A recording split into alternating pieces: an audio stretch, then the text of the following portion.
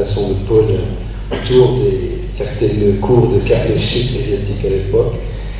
Donc j'invite Farid pour faire sa communication sur cette association. Je pense que c'est une sorte de chaîne de maillons entre pédiatres, néonatologues et gynécologues. Je pense qu'il y a toujours un maillon faible. Vous allez me donner là où il y a le maillon faible de cette relation. Merci beaucoup. Merci Saad Mali. Je remercie toute l'équipe de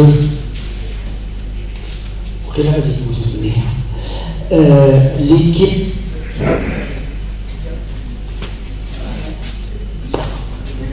de l'association des pédiatres de l'Oriental pour m'avoir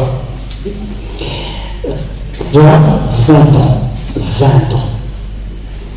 Je me rappelle très bien, comme si cela avait été hier, de nos premières réunions avec Hélène, on était le trio qui anime la néonatologie, on était très contents.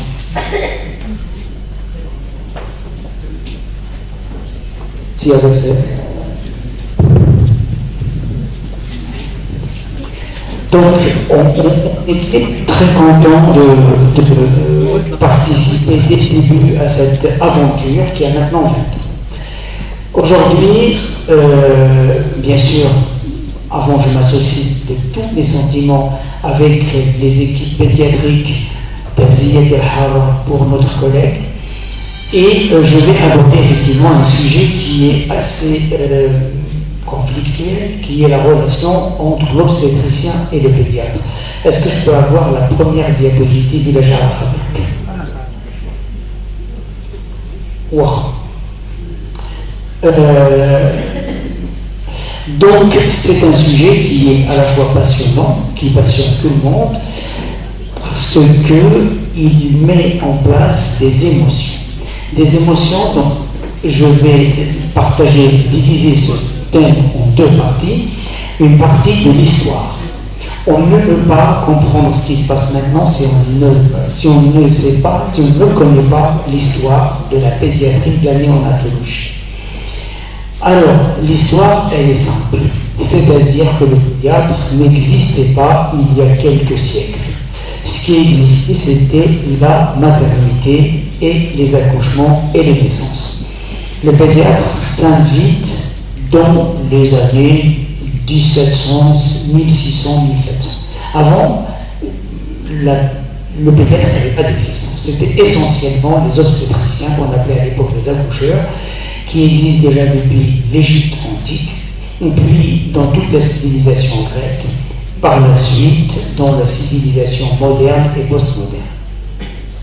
Donc je vais juste attendre 2 petites minutes que le diaporama soit débuté. Mais j'ai un ordinateur, moi. Il a son ordinateur actif.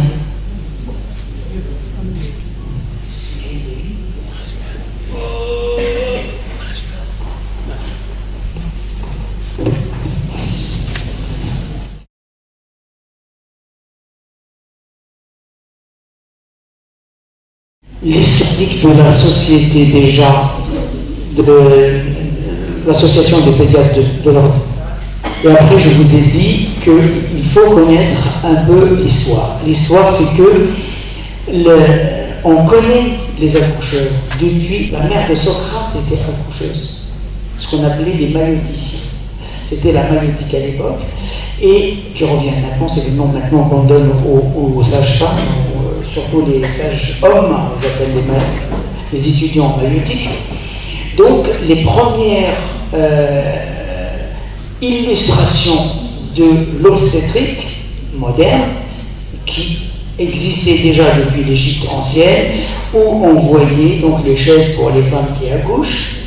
Et puis, il y a eu bien sûr toute la partie de la civilisation grecque où il y avait eu des illustrations concernant les sages-femmes, qui avaient d'autres noms à l'époque, et concernant les grossesses. Mais on n'avait pas d'illustration de nouveau-né, comme si le nouveau-né était occulté.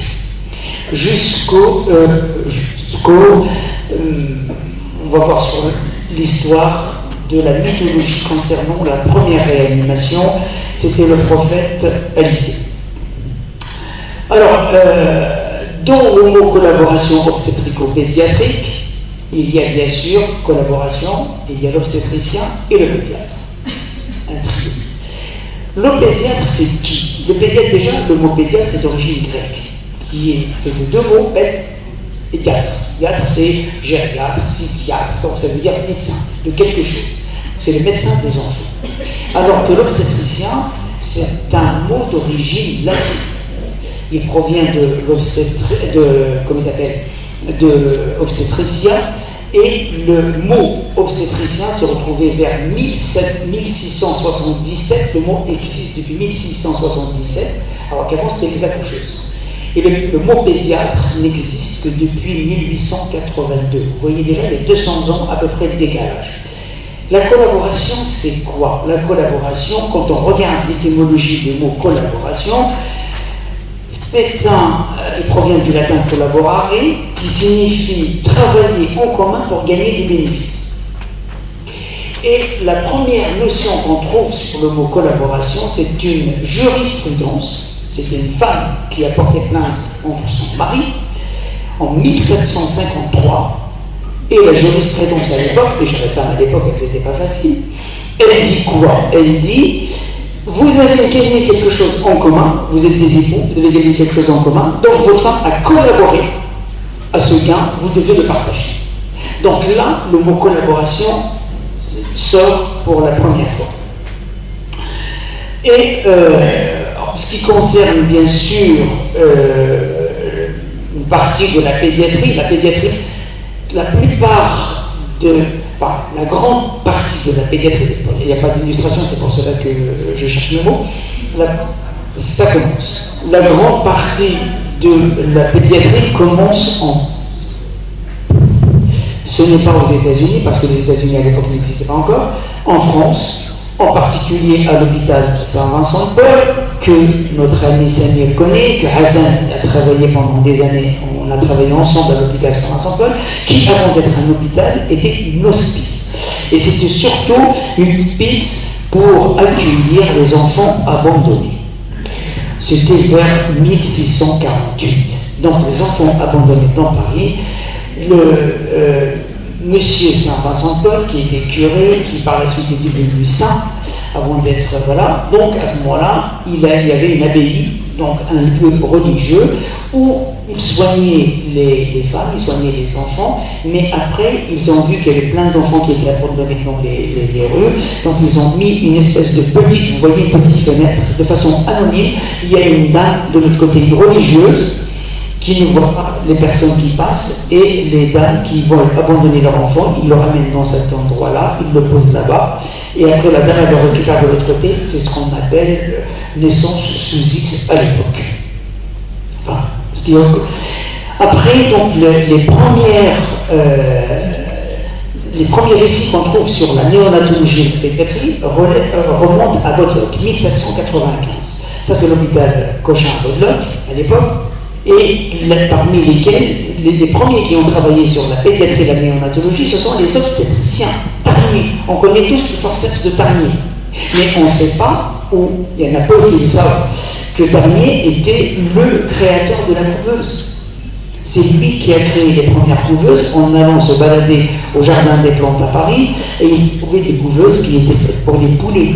Et à ce moment-là, il s'est inspiré de ça, il a demandé aux ingénieurs de l'époque en disant: est-ce que vous pouvez me construire quelque chose qui peut héberger des prématurés? Et vous voyez que la première couveuse, celle qui est à ma droite, on mettait de l'eau, vous avez un entonnoir, et on mettait de l'eau chaude, et l'eau chaude, elle coulait de l'autre côté, elle sortait. Donc initialement elle est chaude, elle refroidit, ils la sortent, et ainsi de suite. Après, ils ont installé des bougies à la place de l'eau chaude, ce qui a permis à ce moment-là de maintenir les enfants prématurés à température acceptable.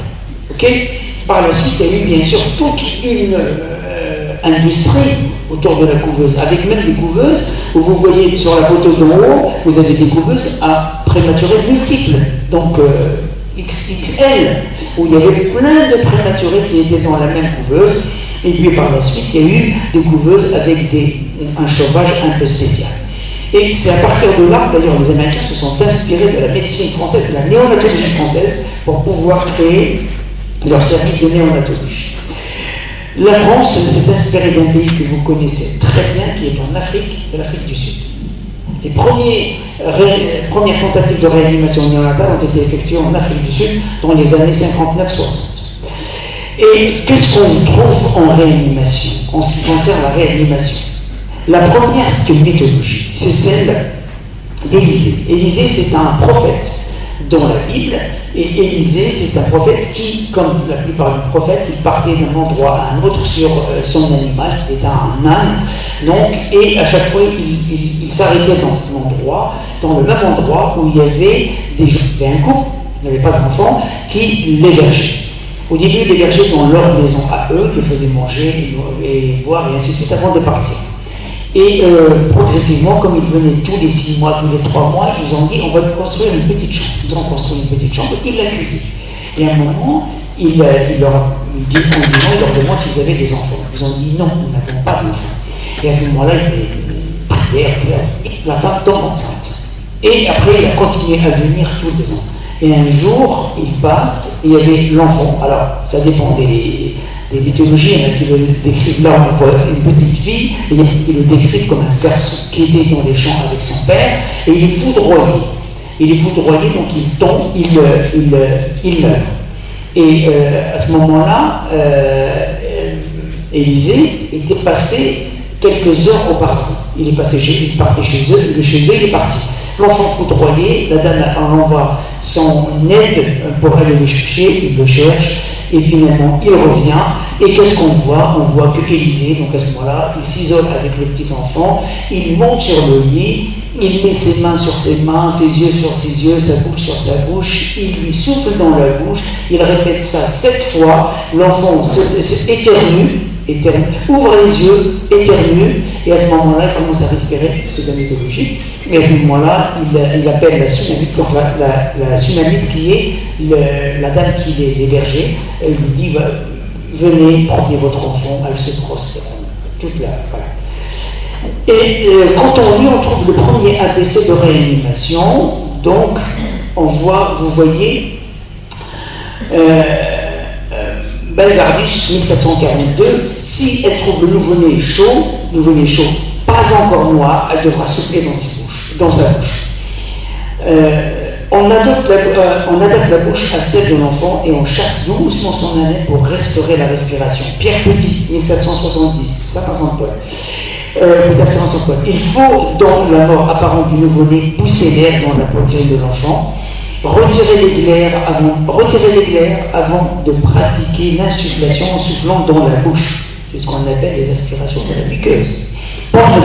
Les aspirations, les sécrétions, voilà. Pendant qu'on passe le nez et on comprime ensuite la poitrine autant de fois, mais avec précaution. Potlock, 1781. Tous les obstétriciens, tous, il n'y a pas un pédiatre. Là, ça nous concerne. Premières intubations, première trachéotomie. Ibn Sina, c'est le meilleur chirurgien de sa génération, par la reconnaissance des historiens de la médecine eux-mêmes. Ibn Zor, c'est celui qui a pratiqué la première trachéotomie. Ibn Zor. Donc, c'est des gens que nous, on ignore, mais ils ont marqué la réanimation d'adultes. Pas pédiatrique, mais en tous les cas, la réanimation. Pourquoi je vous parle de ça? Parce que la réanimation pédiatrique et néonatale, elle s'est inspirée de la réanimation de l'adulte. Et les premiers précurseurs de la réanimation de l'adulte, première trachéotomie, Ibn Zor, première intubation, Ibn Sina. Après, il y avait l'enseignement. Tout à l'heure, nos éminents professeurs qui sont là ont parlé beaucoup de l'enseignement. L'enseignement, c'est des traités, les premiers traités. Quand est-ce qu'on les trouve? 1700. C'était Rosenstein, en Suède. Alimentation infantile et du nouveau-né. Billard, Saint-Vincent-de-Paul, 1800. Traité des maladies des enfants et nouveau-nés à la mamelle. Donc ce sont des traités qui étaient destinés à la... Et c'est les premières fois qu'on trouve des écrits sur la pédiatrie, alors que sur la maternité, voilà. Là, c'est pas exprès que j'ai mis mon tampon. Après, je vous assure qu'il était là avant même de faire la photocopie. Ça fait depuis 1995, puisque c'est le cachet de Saint-Vincent. Donc, l'obstétricien pédiatre. L'obstétricien pédiatre. Vous voyez la nuance? Donc là, vous avez Pierre Gudin, qui est mort à l'âge de 60 ans, un obstétricien qui faisait la consultation des nourrissons, qui a mis en avant la technique du gavage et qui a inventé pratiquement la médecine périnatale. À côté de lui, vous avez Adolphe Pinard qui était, montre sa tenue, qui était membre de l'Académie de médecine, qui était son patron. Tous les deux des obstétriciens. La néonatologie moderne commence avec notre ancien patron Gilbert Huot. Quand je dis notre, c'est notre nous tous, mais Hassan surtout, parce qu'il a travaillé un certain temps chez lui. Donc à partir des années 60, la néonatologie moderne commence à bouger. Jusqu'à présent, la néonatologie n'existait pas. Elle était exercée par les obstétriciens. Ce qui explique pourquoi la relation entre l'obstétricien et le néonatologiste ou le pédiatre est toujours tendue, parce que c'est lui qui revendique la paternité sur la néonatologie. Et là, pourquoi on a commencé à s'intéresser aux nouveau-nés d'une manière différente? Parce qu'il y a eu une émergence de nouveaux problèmes. Et l'obstétricien ne pouvait pas faire face aux nouveaux problèmes. Donc il a fallu déléguer. Il faut des nouvelles compétences, il faut des nouveaux spécialistes, pas que la néonatologie. Bien sûr, des généticiens, il faut des nutritionnistes, il faut des chirurgiens, pédiatres et ainsi de suite. Ce qui a obligé l'obstétricien à collaborer, à partager son chemin, à partager son domaine avec les autres. Et en particulier avec le néonatologiste, parce que c'est lui qui prenait tous les nouveau-nés en charge. Ce qui fait que l'obstétricien continue à s'occuper du fœtus, qui est le futur nouveau-né, et le fœtus n'a pas de statut. Ce qui fait que l'obstétricien, il ne peut pas prendre de décision. En tous les cas, pas sur le fœtus, parce que le fœtus n'a pas de statut juridique. Donc il était obligé de dealer avec le pédiatre, qui lui va s'occuper des nouveau-nés, et le pédiatre, le nouveau-né a un statut juridique, le pédiatre, il a un pouvoir. Donc le pouvoir de l'obstétricien qui était monstrueux est devenu pratiquement inexistant en postnatal. Ce qui a affaibli le pouvoir de l'obstétricien pour augmenter le pouvoir du néonatologiste au sens juridique, pas au sens de reste. À partir de 1960, on assiste à quoi? Les obstétriciens qui constatent quoi? Une baisse considérable de la mortalité infantile. Et cette mortalité, elle est la mortalité infantile, mais surtout la mortalité périnatale. De manière spectaculaire, on voit très bien, et on voit une augmentation du nombre de césariennes. Pourquoi les obstétriciens augmentent de manière spectaculaire le nombre de césariennes? Parce que par la suite, il y a le service après. Le pédiatre s'occupe très bien des nouveau-nés, la survie augmente. Ça veut dire qu'il y a des nouvelles techniques, il y a des nouvelles techniques de réanimation, de nutrition, de ceci, de cela. L'obstétricien était tranquille. Je veux dire, à la fin, à 32 semaines ou à 34 semaines de Shahaja, je vous césarise. Le pédiatre, il va s'occuper du reste. Alors que jusqu'à présent, il ne le faisait pas. Il y avait beaucoup de morts fatales in utero. Et là, c'est un texte de l'Académie de médecine où on voit par exemple la comparaison entre les États-Unis en rouge et Dublin en noir. On voit le pourcentage de césariennes qui augmente de façon spectaculaire et la diminution de la mortalité infantile qui diminue également de manière spectaculaire grâce à la pédiatrie. Et ça se chevauche, ça commence à partir de 65 et vous voyez, ça se chevauche aux environs de 70, 80. Et à ce moment-là, on voit une augmentation considérable de la survie périnatale. La collaboration obstétrico-pédiatrique, c'est vous l'histoire. Elle doit être obligatoirement pluridisciplinaire. Il n'y a pas que le pédiatricien. Elle engage le radiologue, le généticien, le psychologue, tous les spécialistes du fœtus. Où venez à naître. Pourquoi? Parce que le fœtus, il a commencé à avoir, il n'a pas de statut, mais il a une maladie. Et le fœtus malade doit être soigné anténatal si la mère le souhaite, soit en tous les cas prévoir de le soigner en postnatal.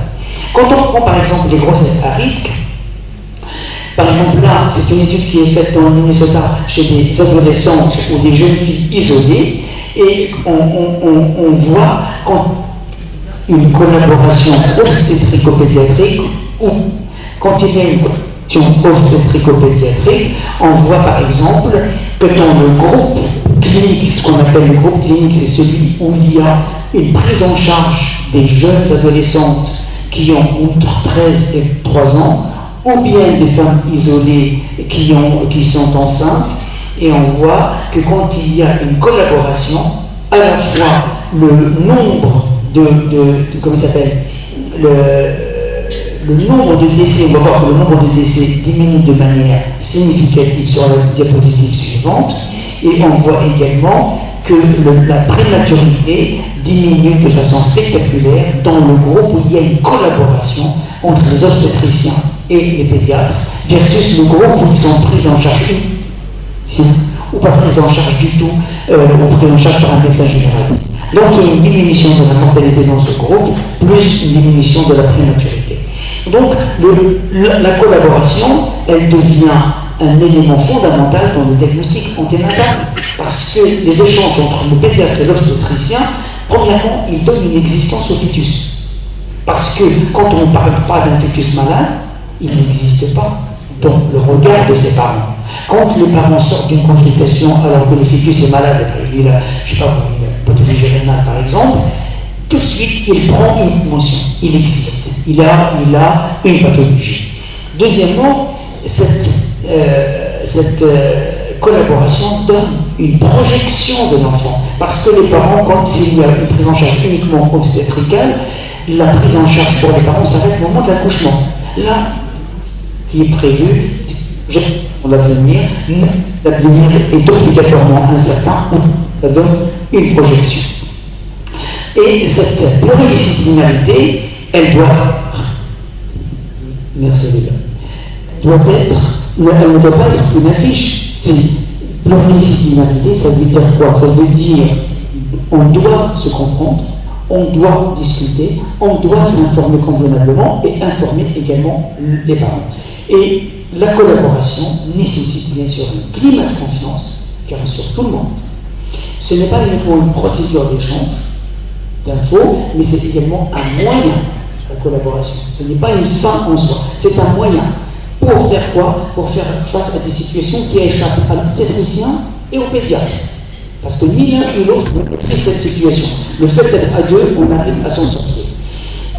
Ce qu'on retrouve un peu partout, c'est que le manque de communication entre les pronoms, que ce soit l'obstétricien ou les pédiatres, ou même au sein de leur équipe à eux, elle a des conséquences. Premièrement, sur l'inefficacité.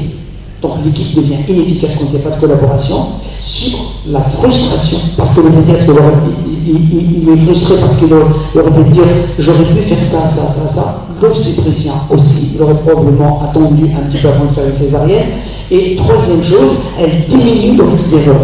On voit, et plusieurs études sortent, vous allez voir, qui montrent qu'il y a un taux d'erreur qui est considérable quand il y a un manque de collaboration. Quand chacun est de son côté, le nombre d'erreurs augmente. Alors, la collaboration est une communication ou une information. Elle est les deux. C'est une information et une communication.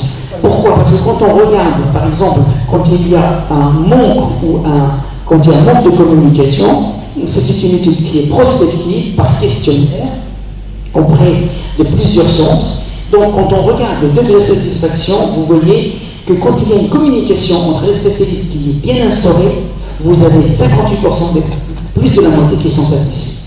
Plus de la moitié. Il y en a même presque 10% qui sont très satisfaits. Et cette satisfaction, elle est liée à quoi?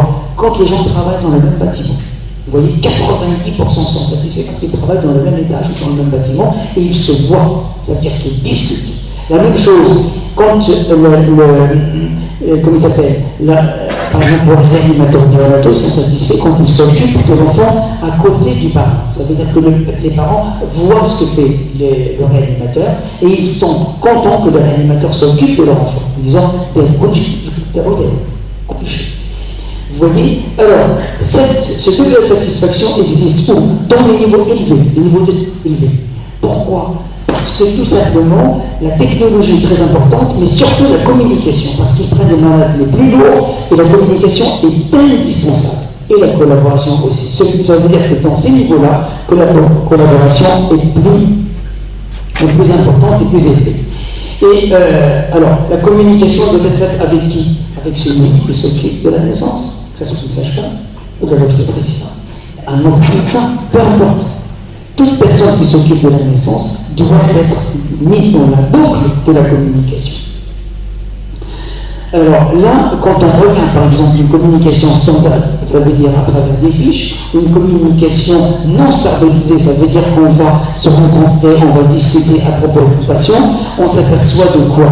On s'aperçoit que quand la communication est faite en salle de naissance, vous voyez que pour le portage du streptocoque B,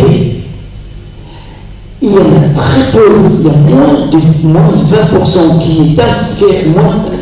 Le sujet est abordé dans moins de 20% des cas quand il suffit de cocher une fiche, alors que vous voyez, il est multiplié par 4 ou 5 quand la discussion est abordée directement en salle de naissance.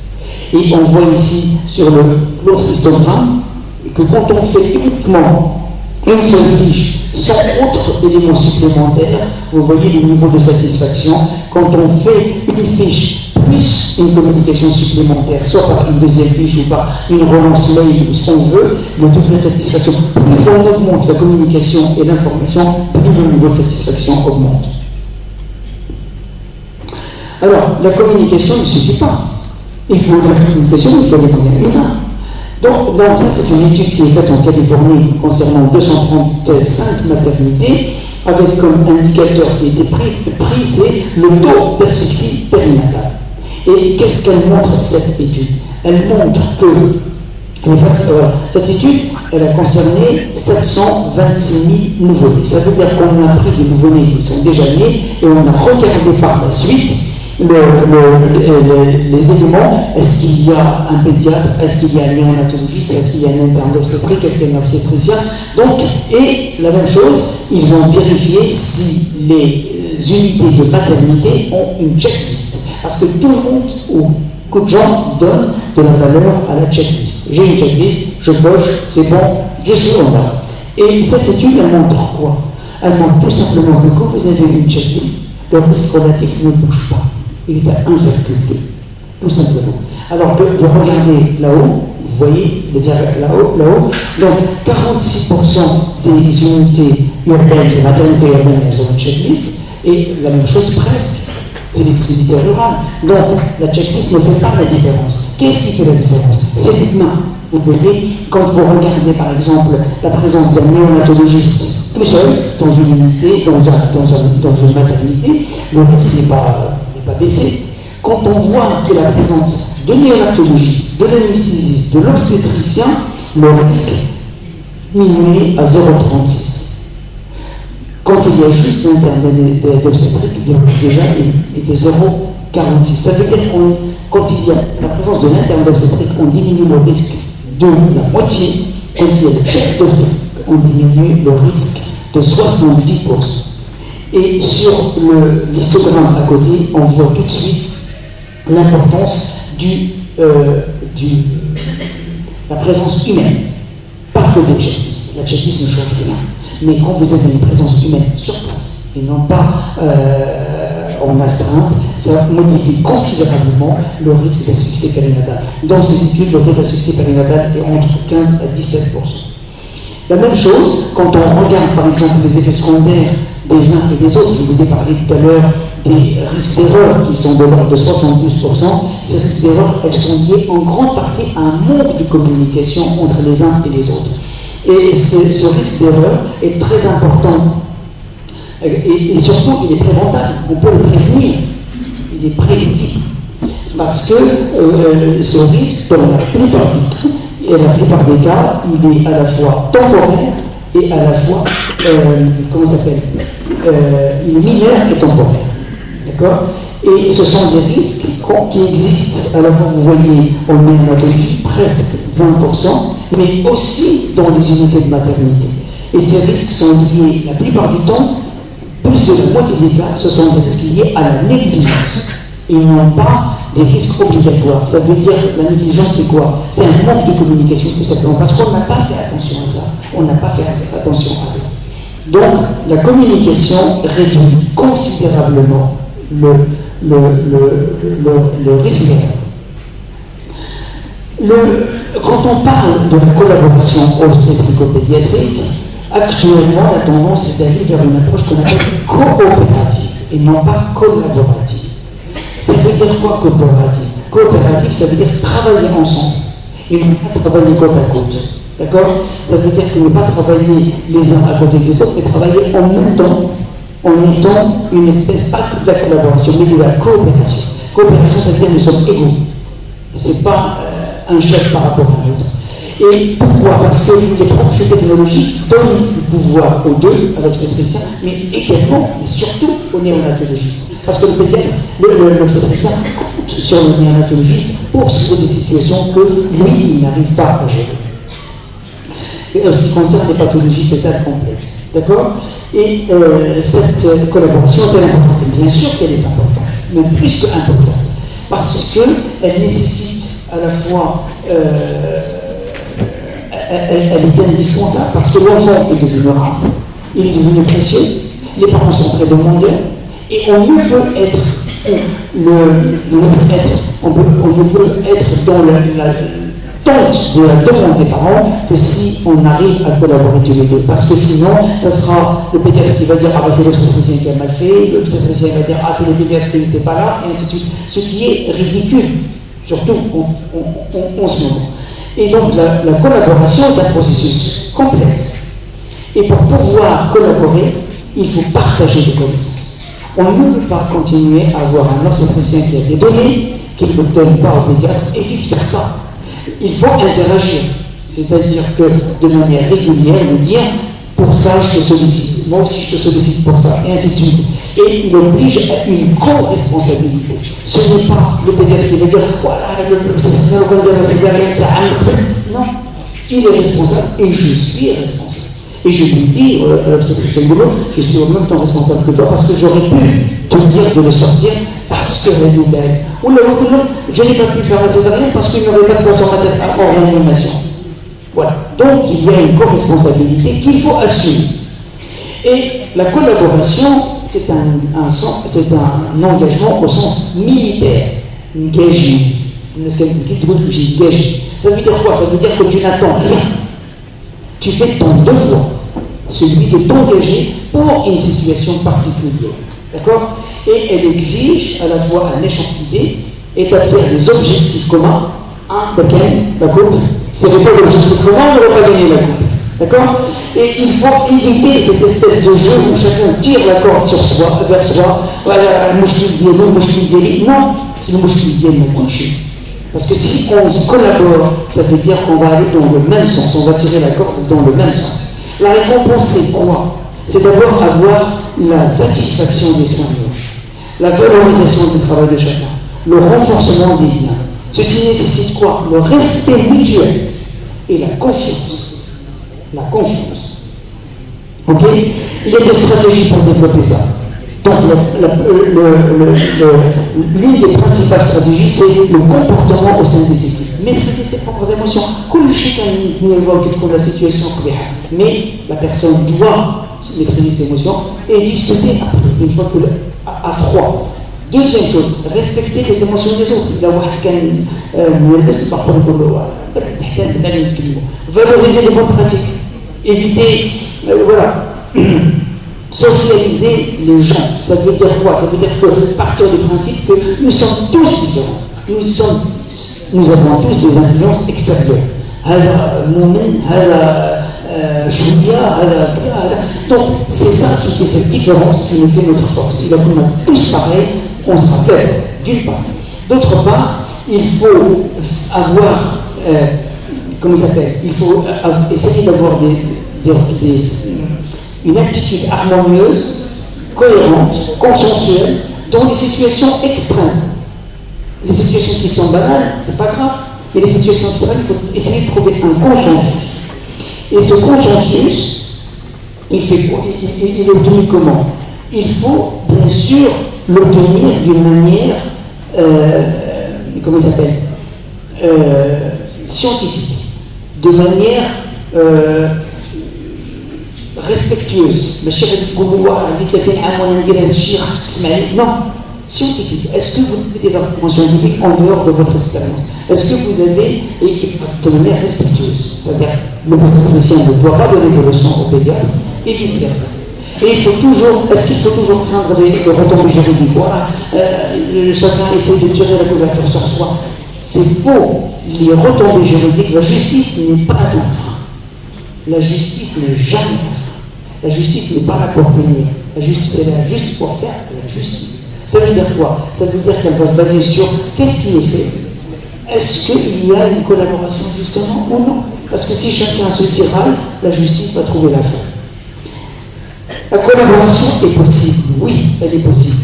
Est-ce qu'elle nécessite beaucoup de moyens? Non, pas spécialement. Par exemple, le fait de faire des formations de simulation ensemble, le fait de faire des staffs ensemble, ça veut dire quoi? Ça veut dire que le fait d'être en face à face, d'être assis dans la même salle, permet à ce moment-là d'atteindre des objectifs.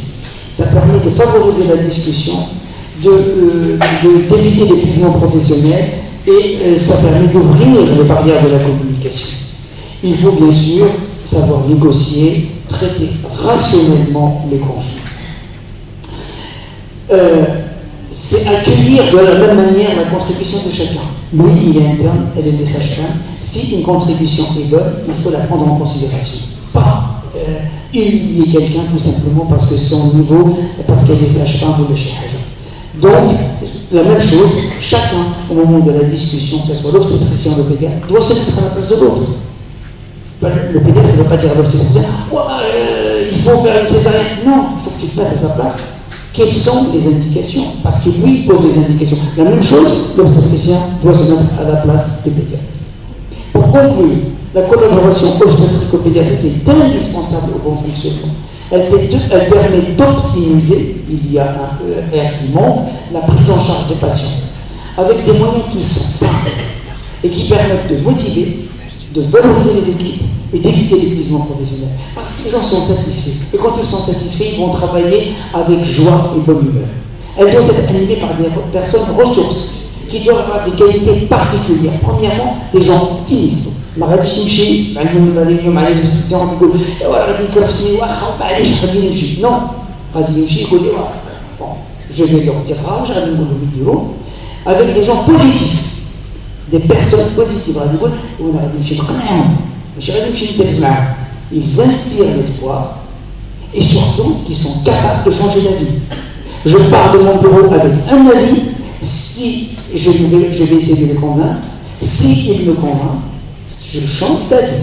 Et si je change d'avis, je fais la retomber sur toute l'équipe. En gouvernement, ça sera, tout à l'heure on avait parlé de ça, vous avez prévu de faire la césarienne à 14h, ils ont une situation différente, ils vont la faire à 11h. Tout le monde est d'accord. Tout le monde est d'accord. Voilà, je vous remercie.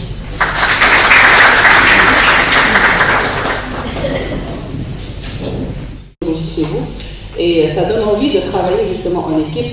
Moi, je dirais que j'ai eu une petite expérience en France, on faisait un staff obstétrico-pédiatrique, obstétrico-néonatal, et ça servait énormément, parce que déjà, on arrivait à nouer des liens d'amitié, donc on pouvait être plus convaincant, on pouvait travailler plus à l'aise. Et on sentait justement qu'il n'y avait pas cette sorte d'imposer ou ne pas imposer, cette sorte de supériorité par rapport à l'autre. Donc je pense que c'est un sujet justement qui mérite beaucoup d'intérêt. Généralement, on ne discute pas les conférences inaugurales, mais je pense que les gens auraient quand même un petit mot à dire. Je sais pas, donc je donne le mot à la salle. Juste pour commencer, merci de ça. C'était très bon. C'est difficile effectivement, mais c'est général et mondial de discuter avec les gynécos, mais je pense qu'on peut améliorer pas mal de choses. Vous savez que s'ils mettent une oxymycine sur un enfant qui a un strepto, 4 heures avant l'accouchement, ils améliorent de 98% le non-passage du microbe à l'enfant. C'est quelque chose d'exceptionnel. Actuellement, le clampage tardif, ça améliore plusieurs choses. Il y a des enfants qui vont avoir moins de troubles hémodynamiques, pas d'anémie, ferritinémie entre 3 et 6 mois qui est importante. Il y a énormément de choses qu'on peut faire ensemble pour les enfants. Ce n'est pas toujours facile, mais il faut continuer, persister, et il demande, et parfois il nous demande effectivement est-ce qu'il faut sortir l'enfant, surtout l'enfant qui dit le Doppler n'a pas d'incidence.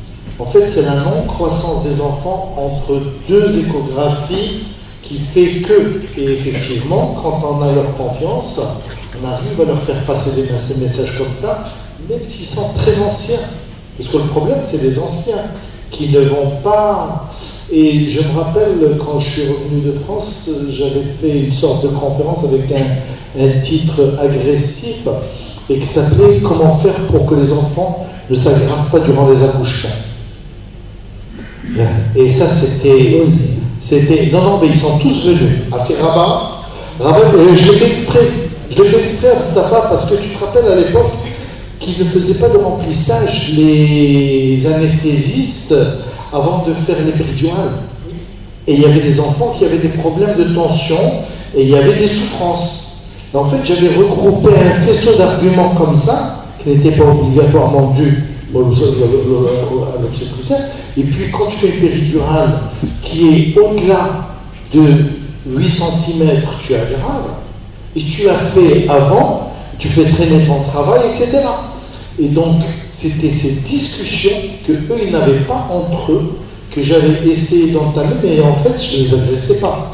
Et le titre était fait exprès pour entamer une discussion, et on a entamé une discussion, ça a été un tremplin pour aller plus loin.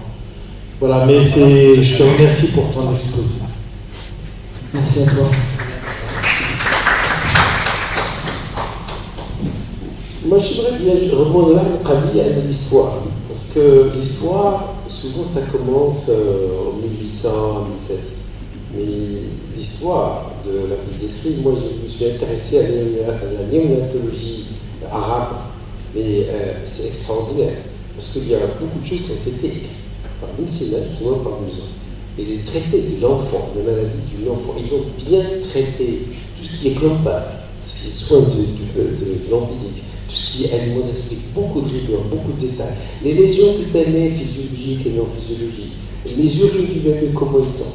Et même il y a un traité spécial que les urines. Et j'étais ému par les urines, il a tellement bâti le récipient sous forme de risque pour pouvoir bien analyser les urines dans ce récipient. Ils ont bien traité. Et ce qui s'est passé, c'est que 1 million de livres, ils ont disparu. On n'a pas, mais par on ne sait pas où ils ont partis. Parce qu'ils ont les maladies de l'enfant, il y avait des pédiatres. Seulement pour pédiatrie, le médecin, c'était global. Donc, je sais que, justement, on m'avait dit, mais il y a des livres, j'ai trouvé quand même des livres qui sont écrits avec beaucoup de rigueur, beaucoup de détails. Et l'intubation, d'ailleurs, de Messina, c'est un tube avec l'or qui est fait. C'est un tube en or. Et il a d'ailleurs, Messina, d'ailleurs, au Maroc, on trouve toujours une partie d'enfant. Juste un rebondissement sur ce sujet-là, je sais que vous l'avez bien cité, mais c'est extrêmement important. Lorsqu'on cherche sur les communications justement à cette période-là, effectivement, qui ont bien ficelé leurs relations, en période néonatale, c'est les anesthésistes et les gynécos. Ce qui est bizarre, ils ont écrit avec détail. J'ai vu beaucoup de recommandations. Ils écrivent avec beaucoup de rire quand est-ce qu'il faut voir l'anesthésiste, mais c'est très bien ficelé. Alors que les relations gynécologue et peut-être c'est pas très bon et malheureusement je pense que en tout cas peut-être en pays de l'Est c'est bien fait, mais chez nous ça reste la pifométrie. Malheureusement c'est la pifométrie. Il y a beaucoup de conflits parce que c'est pas justement checklist et et ça c'est il n'y a pas de checklist. Oui, tu as raison parce que en fait même en Europe les relations entre l'obstétricien et les pédiatres, elles sont moins conflictuelles qu'ici, certainement. Mais elles restent un peu tendues parce que, symboliquement, l'obstétricien, c'est dommage parce que les premières photos, je ne vous ai pas montré, mais l'obstétricien considère le pédiatre comme étant son médecin, au sens possessif, son médecin qui s'occupe des nouveau-nés qui va lui sortir. Il va dire tu fais ça, tu fais ça, tu fais ça. Et ça, je l'ai vécu quand j'étais à Saint-Vincent de Paul avec l'équipe de Saint-Vincent de Paul et je me suis bien sûr hurlé en disant que personne n'est esclave de personne et que où on est égaux, on travaille ensemble, où on n'est pas égaux, chacun travaille pour soi. La même chose quand vous arrivez à 17, exactement le même comportement de la part des obstétriciens. La même chose, j'ai fait une réunion avec notre équipe de néonatologistes, leur équipe à eux, je fais un staff, je leur dis voilà, on va faire une charte. Charte, qui fait quoi? Comment se passe la communication entre nous? Qui va? Et j'ai clairement dit, il y a des mots qu'il faut bannir de votre dictionnaire, parce que nous ne sommes pas des esclaves. Nous sommes des spécialistes. Si vous continuez comme ça, vous allez vous débrouiller tout seul à la matière, en salle de naissance. Personne ne m'oblige à descendre, vous m'occuper de vos enfants. C'est clair. Et à ce moment-là, les choses sont. Ça immédiatement, les choses se tassent. Merci beaucoup.